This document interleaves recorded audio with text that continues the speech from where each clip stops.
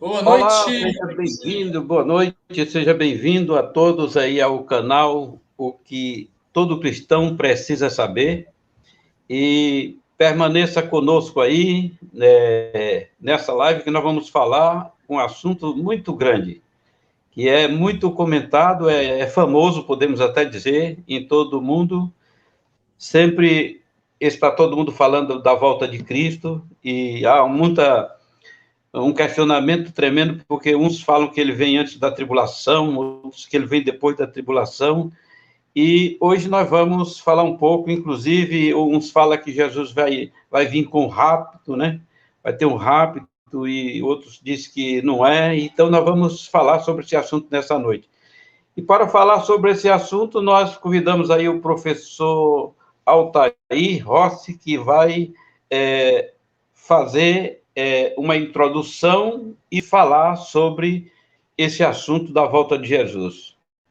Realmente, o professor Altair está com a palavra.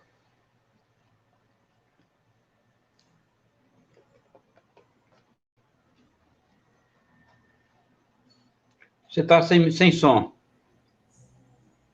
Isso daí, vamos meditar então, né? Vamos meditar na palavra, vamos entender o que é que de fato está escrito, né? E qual é o real sentido, né? Qual é o real sentido, o real significado do que está escrito? É importante a gente estar levando em consideração algumas menções que foram feitas, né, por Jesus Cristo durante o sermão profético, né? E esse sermão profético foi proferido por Jesus apenas na presença dos seus discípulos, né? Enquanto eles estavam reunidos no Monte das Oliveiras. Então,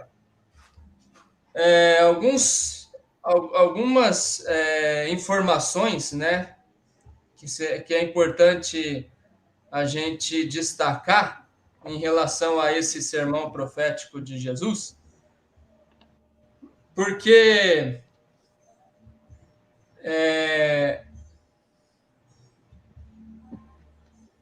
associa-se, né, todo o capítulo 24 de Mateus, todo o capítulo 13 de Marcos e todo o capítulo 21 de Lucas com aquilo que João vai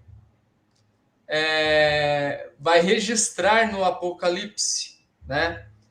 E é importantíssimo a gente destacar alguns pontos que provam que pelo menos 80%, de Mateus 24, de Marcos 13 e de Lucas 21 já aconteceu. E esse evento, né, que ocorreu no período entre 67 e 70 depois de Cristo, ele é considerado como uma espécie de micro-apocalipse, né? Micro-apocalipse. E, de acordo com registros históricos, o cumprimento, né, de boa parte de Mateus 24, Marcos 13, Lucas 21, dizia respeito apenas aos judeus. Dizia respeito apenas àquele contexto de Jerusalém, né? Só vai ter conexão com o Apocalipse, o finalzinho de cada capítulo, né? Finalzinho de Mateus 24, de Marcos 13, de Lucas 21. Como que a gente comprova essa informação, né? Primeiramente, vamos ver uma fala de Jesus lá no capítulo 24 de Mateus.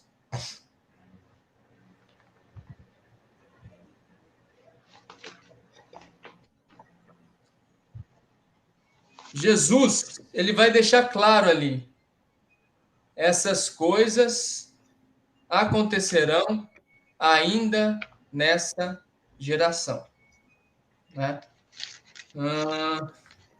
Vamos ver aqui.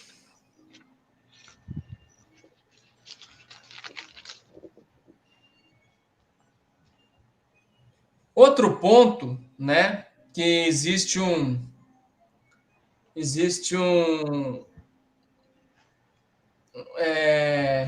uma pequenina divergência, por exemplo, entre o registro de Mateus e o registro de Lucas, com relação àquela fala de Jesus, né? Estarão dois, por exemplo, no campo, um será levado e o outro deixado, né? E aí Jesus vai falando, dois estarão na cama, um será levado, o outro deixado, e aí Jesus, de acordo com Mateus, né? Jesus vai dizer que uns serão tirados ou tomados, né? E deixado outros. Porém, Lucas vai dizer: uns serão levados e deixados outros. E é importante destacar que nesse contexto, quando Jesus está falando disso, né, sobre um será levado, tomado e deixado outro, Jesus também vai dizer: lembrai-vos dos dias de Noé. Lembrai-vos dos dias de Noé. Então, Jesus destaca que nos dias de Noé tinha muita gente distraída. Tinha muita gente distraída, né? Apenas Noé e seus filhos trabalhando, construindo a arca. Alguns poucos zombando de Noé e seus filhos, né? E a grande maioria distraída. Então, quando veio o dilúvio, quem foi tomado, quem foi levado pelas águas e quem foi deixado? Então, a gente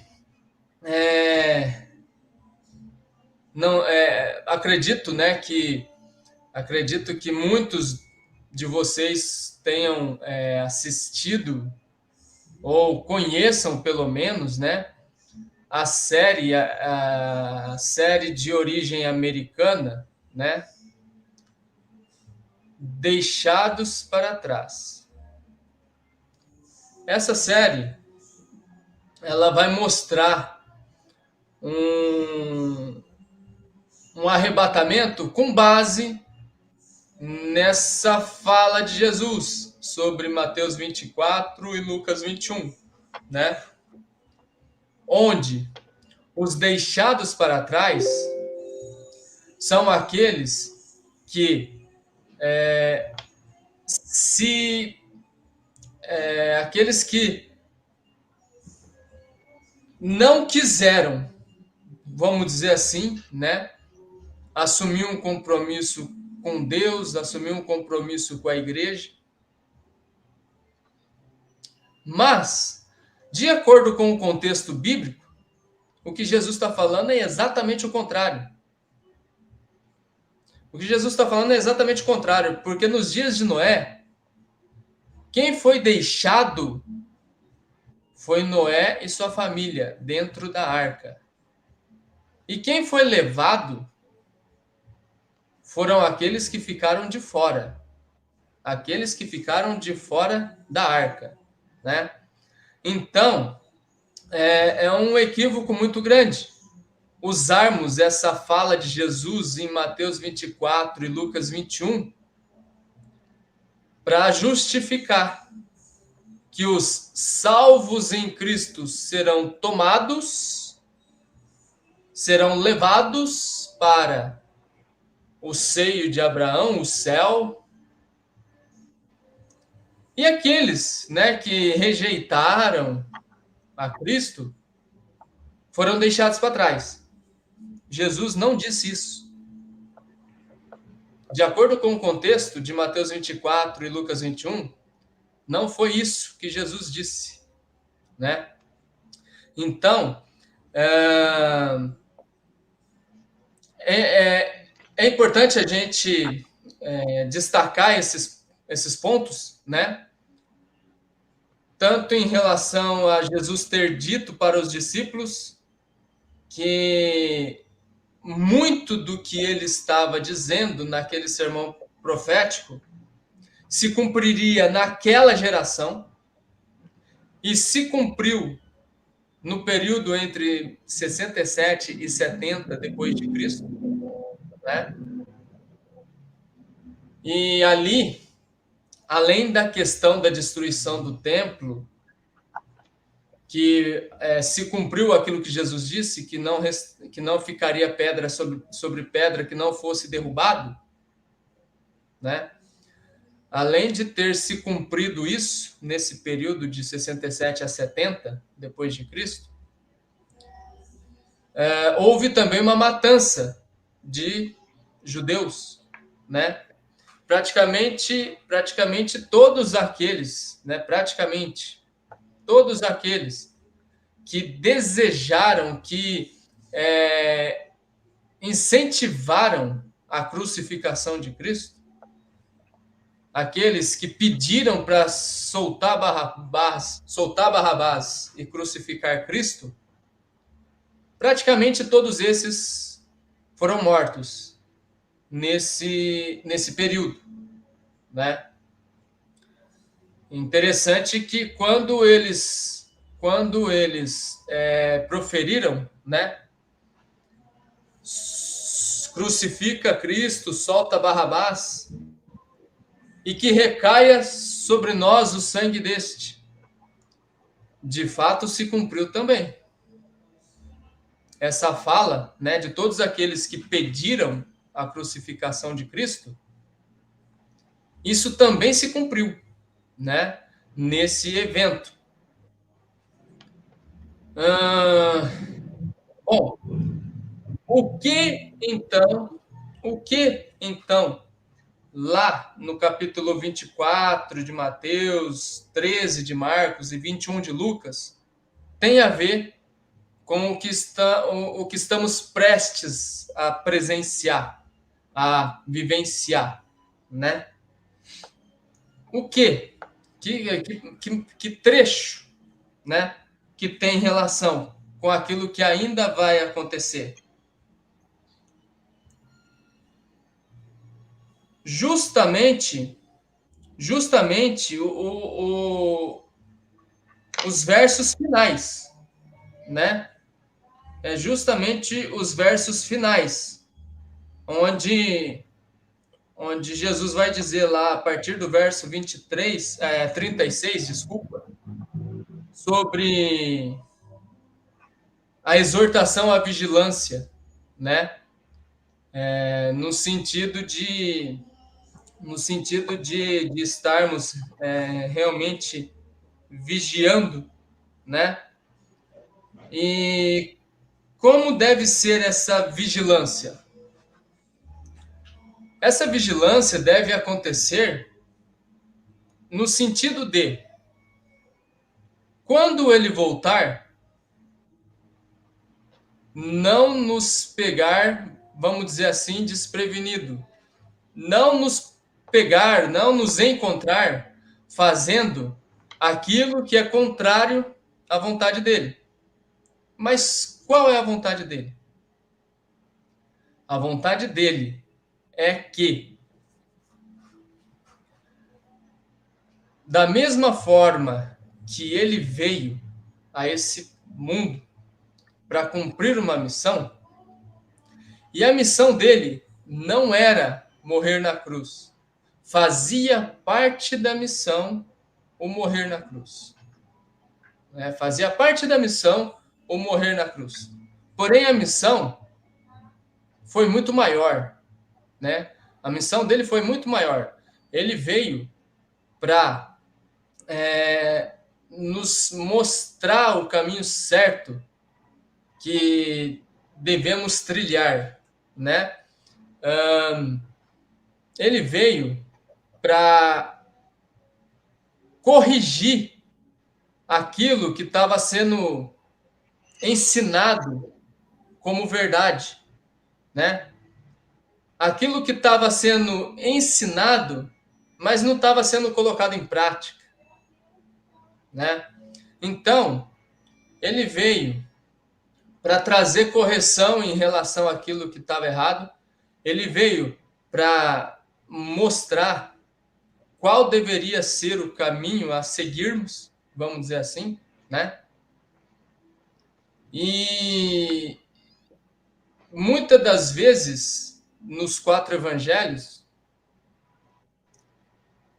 Jesus deixou claro: eu não vim para fazer a minha própria vontade, mas sim a vontade daquele que me enviou. E Jesus também disse: se você quer me seguir, se você quer ser meu discípulo, negue-se a si mesmo. Dia após dia, tome a sua cruz e me siga. Ou seja, se você de fato quer me seguir, se você de fato quer ser meu discípulo, então faça como eu. Não priorize a sua própria vontade, mas negue a sua vontade. Negue a sua vontade. E você negando a sua própria vontade,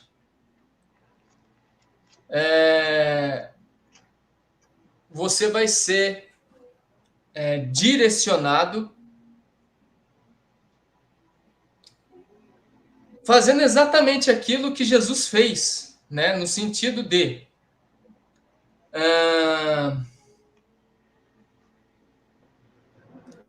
socorrer aqueles que de fato precisavam, né? Socorrer aqueles que de fato precisavam, abraçar aqueles que estavam sendo desprezados, discriminados, né?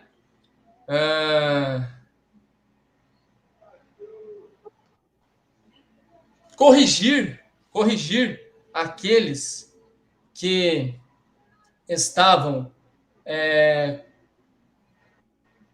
conduzindo outros ao caminho da perdição, por assim dizer, né? Então,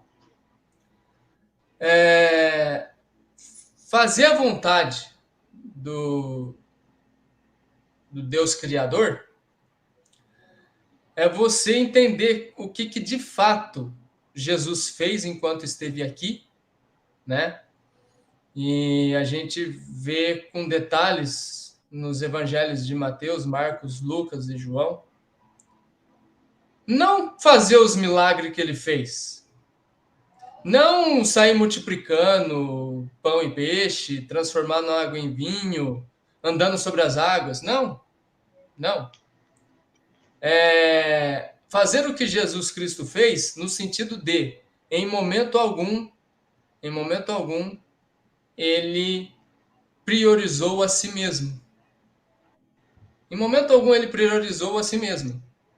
O tempo todo ele está ensinando e ajudando quem de fato necessita, vamos dizer assim, né? E, e nós devemos proceder de igual modo. Paulo vai dizer lá na carta aos Efésios, capítulo 5, verso 1, sedes imitadores de Deus. Como que eu, mero mortal, né, que, que estou em fase de crescimento, processo de crescimento espiritual, posso imitar o próprio Deus? Podemos imitar o próprio Deus justamente seguindo o exemplo de Cristo, justamente fazendo aquilo que Cristo fez, mas fazendo aquilo que ele fez como homem, né? Porque embora Cristo tenha realizado alguns sinais para que crescem nele, muito do que ele fez, ele fez como homem, né?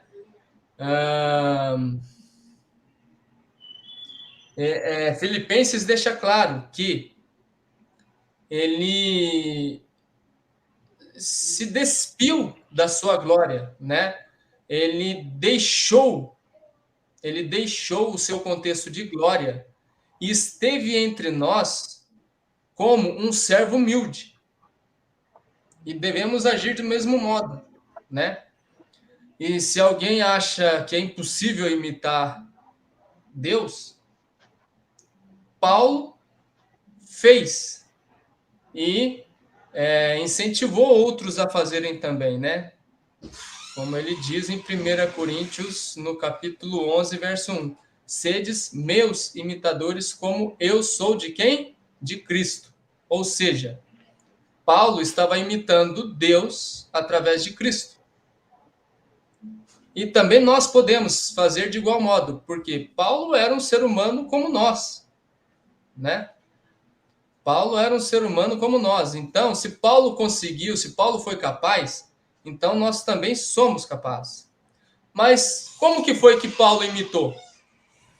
Em algum momento você vê Paulo multiplicando pães e peixes, transformando água em vinho ou andando sobre as águas? Não. Então, como foi que Paulo imitou? Jesus disse para os seus discípulos, no capítulo 4 de João, tem uma comida para comer que vocês não conhecem. E essa comida é fazer a vontade daquele que me enviou e cumprir a minha missão. E Paulo imitou a Cristo também cumprindo a sua missão. E como nós podemos fazer a vontade do Criador? Como nós podemos imitar a Cristo? Cumprindo a nossa missão. Qual é a nossa missão? Temos que proferir as mesmas palavras de Jesus. Nós não estamos aqui nesse mundo para fazer a nossa própria vontade. Nós estamos aqui para fazer a vontade daquele que nos mandou para esse mundo, para esse contexto, né, de vida passageira, temporária. E como a gente pode cumprir essa vontade? Da mesma forma que Jesus cumpriu missão e Paulo cumpriu missão, também nós devemos proceder de igual modo. Se nós estudarmos os 4 evangelhos, né? E também estudarmos, né, as cartas de Paulo, onde Paulo instrui a igreja em diversas localidades, e não são diversas igrejas, é uma única igreja em diversas localidades, né? Uma única igreja em diversas localidades. Então, também nós devemos proceder desse modo, né? E alguém vai dizer, tá, Eu ainda não estou convencido, né, de que essa história aí de Mateus 24, Marcos 13, Lucas 21, que um será levado, tirado, tomado, e o outro será deixado, já se cumpriu. Teve a ver com aquela geração no período de 67 a 70 depois de Cristo. Sabe por quê? Porque Paulo vai dizer lá em 1 Tessalonicenses capítulo 4 que quando Cristo voltasse, né, os mortos em Cristo ressuscitariam primeiro. E depois os vivos seriam arrebatados. Como você explica isso? Para a gente entender 1 Tessalonicenses capítulo 4, é importante que a gente entenda também 1 Coríntios 15, porque embora o termo arrebatamento esteja em 1 Tessalonicenses capítulo 4, ele tem a mesma equivalência da transformação, da transmutação de 1 Coríntios 15, né? Onde num abrir e fechar de olhos seremos transformados, né? Ou seja, deixaremos de ter esse corpo corruptível e passaremos a ter um corpo incorruptível, um corpo de glória, certo? O Não professor são está aí. eventos diferentes, né? Não é, Paulo não falou assim, né, sobre arrebatamento em 1 Tessalonicenses como algo que vai acontecer num momento, e a transformação de 1 Coríntios 15 como algo que vai acontecer em outro momento. E se a gente observar nas duas passagens, isso vai acontecer após o som da última trombeta. Professor, está aí. Segura um pouquinho aí. Segura um pouquinho aí que eu vou eu creio que hoje nós vamos só dar uma introdução do assunto, porque Sim. é uma mensagem como introdução, que nós vamos continuar, porque esse assunto é de suprema grandeza, não é? E é um assunto muito discutido. E eu vou voltar um pouquinho aqui e tocar no ponto de novo que você já tocou, né? Inclusive que quando Jesus falou como foi nos dias de Noé, assim será na volta do Filho do Homem. Aí ele disse que eles comiam, bebiam, casavam, se davam-se em casamento, até que veio o dilúvio e destruiu a todos. Então Jesus aí falou de destruição, não foi?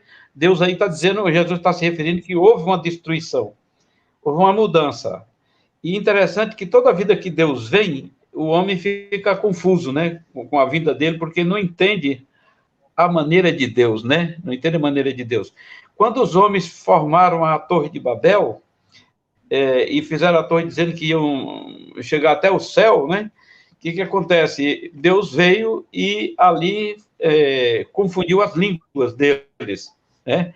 E eles não sabiam mais entender um ao outro para continuar a construção da torre, né? Agora, você imagine, nesses dias que nós estamos vivendo, que o homem já está querendo fazer uma cidade lá em cima, certo? Quer fazer fora da terra uma cidade, tá se preparando para construir. Então, é interessante. Isso indica também que está muito próximo de Deus vir outra vez para mudar as coisas na terra. E toda vida que ele vem, ele faz uma mudança. No dilúvio, o dilúvio veio e consumiu a todos, só ficou o trigo, né? Ele levou embora o joio, né? E as pessoas hoje estão esperando que ele vai levar o trigo, está ao contrário, né? Estão esperando que ele vai vir e ele vai levar o trigo, mas na verdade o trigo ele nunca leva. O trigo fica guardado com ele. Ele leva à destruição o joio, né?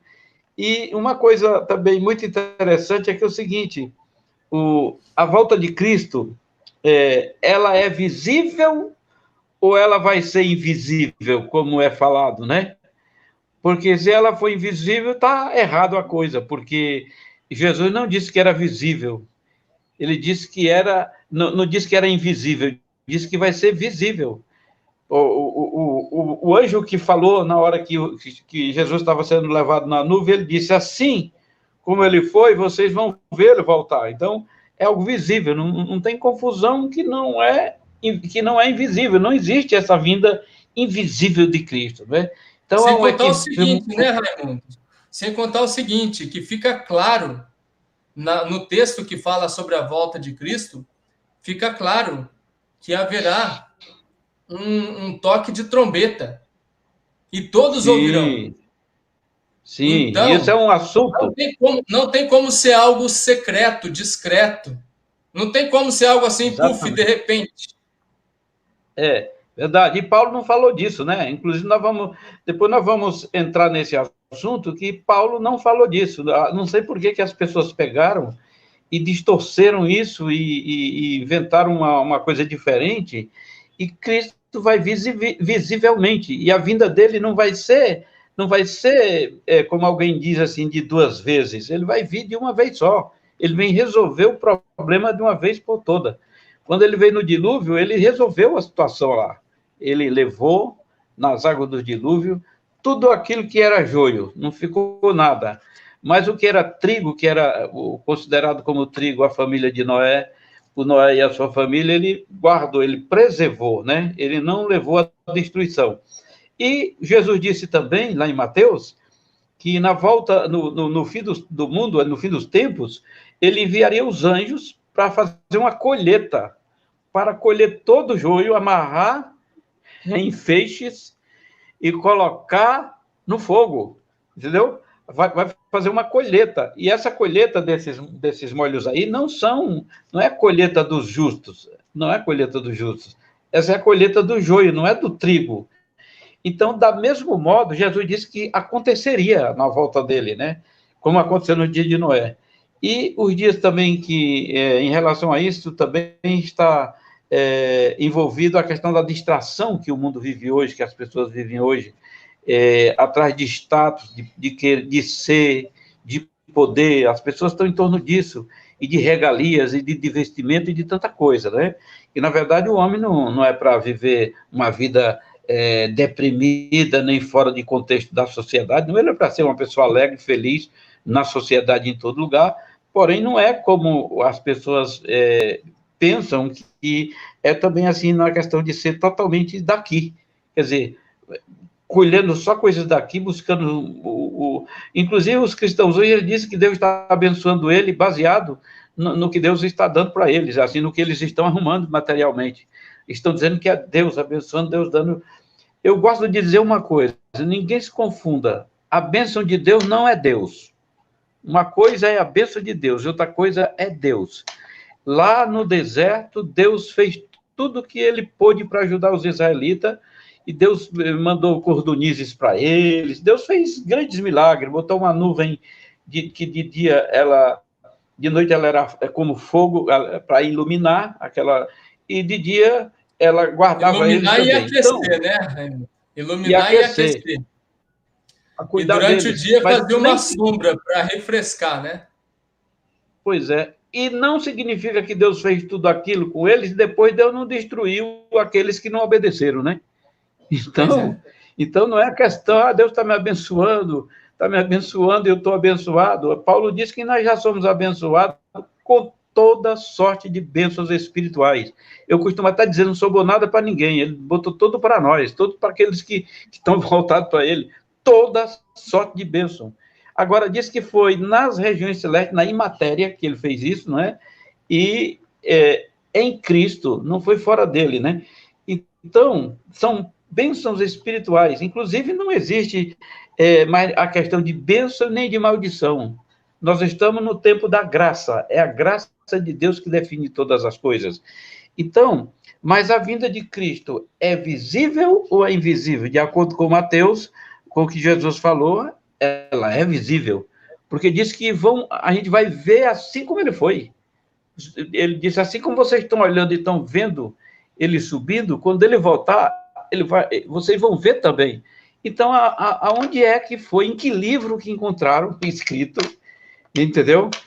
Não há como comprovar que tenha alguém que tenha, que tenha declarado seriamente que Jesus voltará invisivelmente. Inclusive, essa história ela foi inventada em 1830. Ela não existia até aí.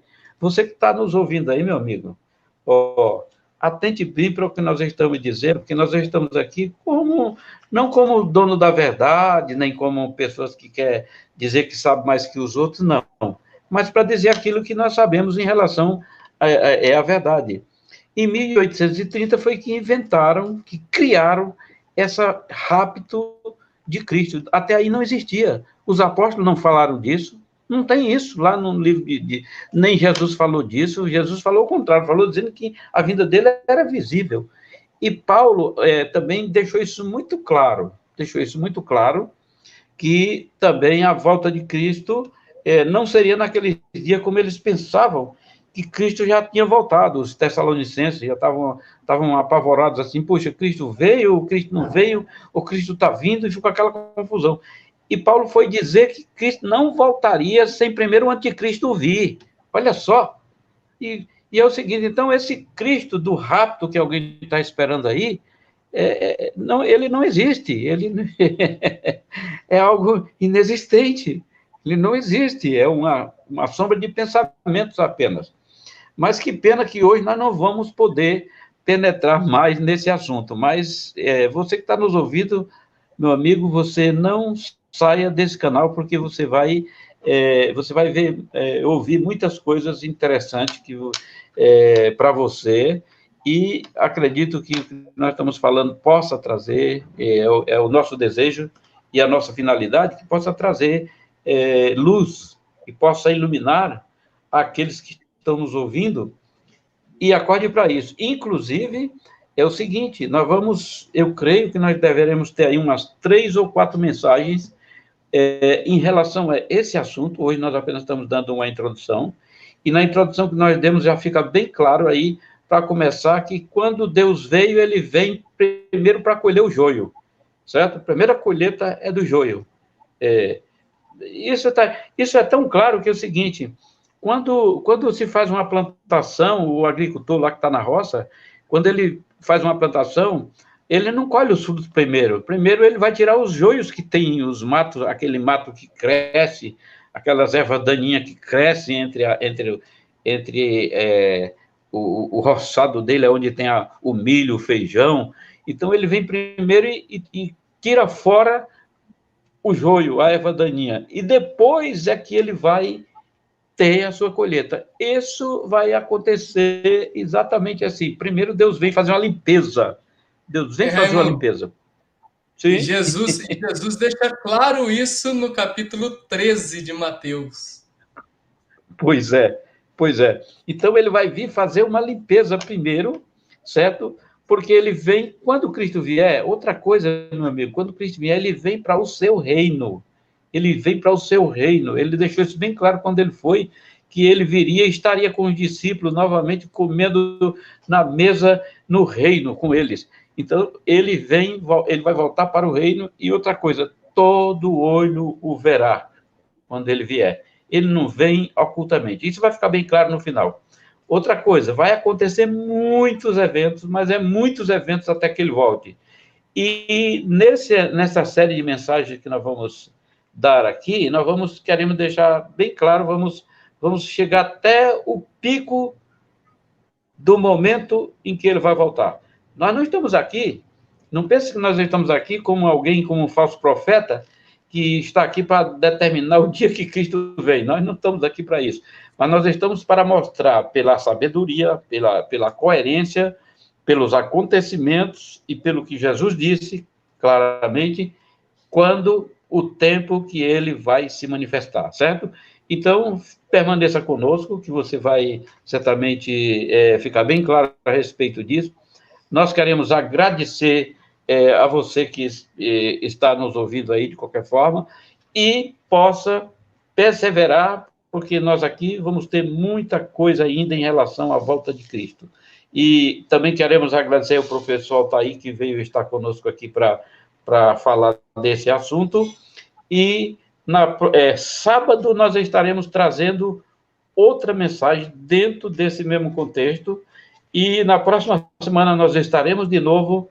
Eu não sei até quando é que nós vamos esgotar esse assunto, mas uma coisa vai ficar claro: se você é pré-tribulacionista, se você é pós-tribulação, se você crê na volta de Cristo assim, permaneça conosco, porque você vai ouvir alguma coisa diferente, e nós não vamos falar nada que nós estamos pensando, vamos falar o que Jesus disse, vamos falar o que está escrito.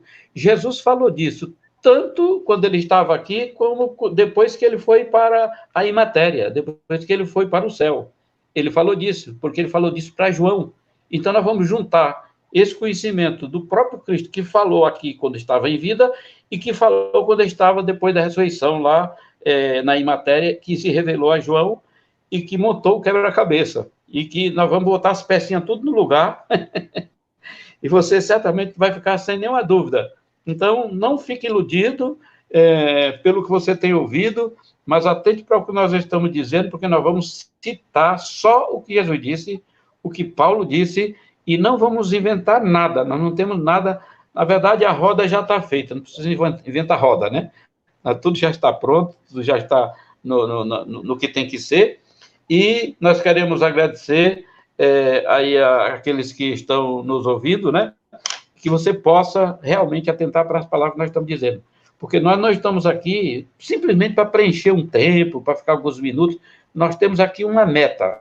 E essa meta é simplesmente trazer a revelação da palavra do modo correto, do modo que está escrito, sem distorcer, sem tirar nada.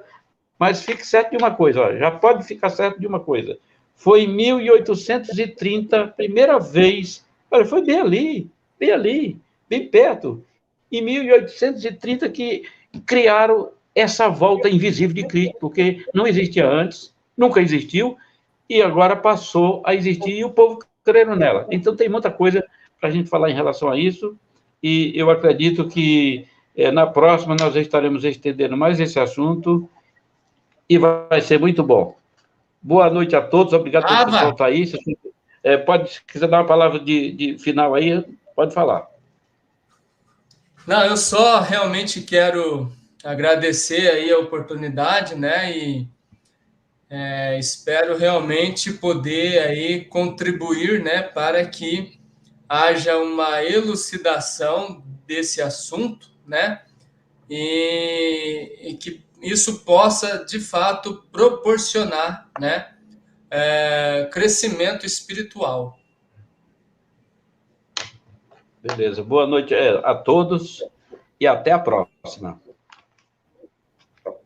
Isso aí, pessoal. Boa noite. Tchau, tchau.